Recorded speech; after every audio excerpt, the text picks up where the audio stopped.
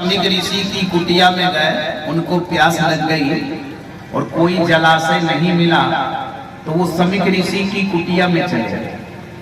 उस समय समीक ऋषि ध्यान में बैठे थे, उनका दोनों नेत्र बंद था और ध्यान में।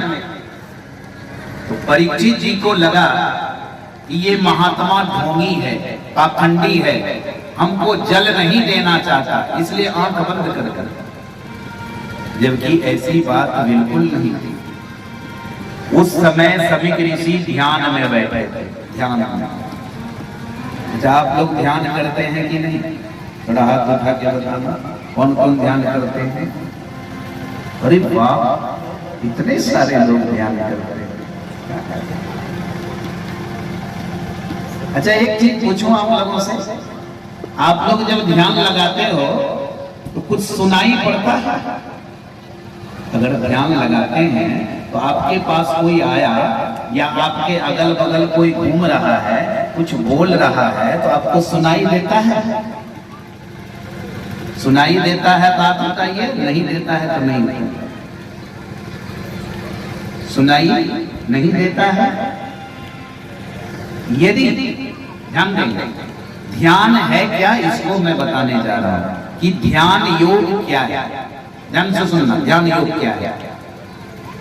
ध्यान योग है क्या कि हमारे भीतर में 10 इंद्रियां, 5 कर्म इंद्रियां और 5 ज्ञान इंद्रियां।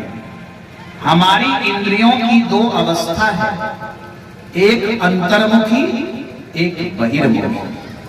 हमारी इंद्रियां जब बहिर्मुखी रहती है तब हमारा ध्यान नहीं लगता।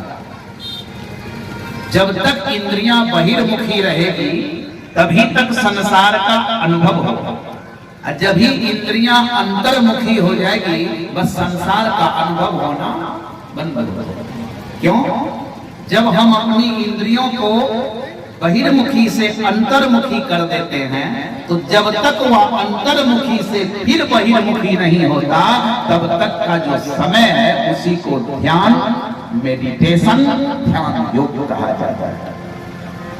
और उस समय आपके आसपास, आपके इर्द गिर्द कोई बोल रहा है, कोई कुछ कह रहा है, कोई चल रहा है, तो आपको आभास नहीं होना चाहिए।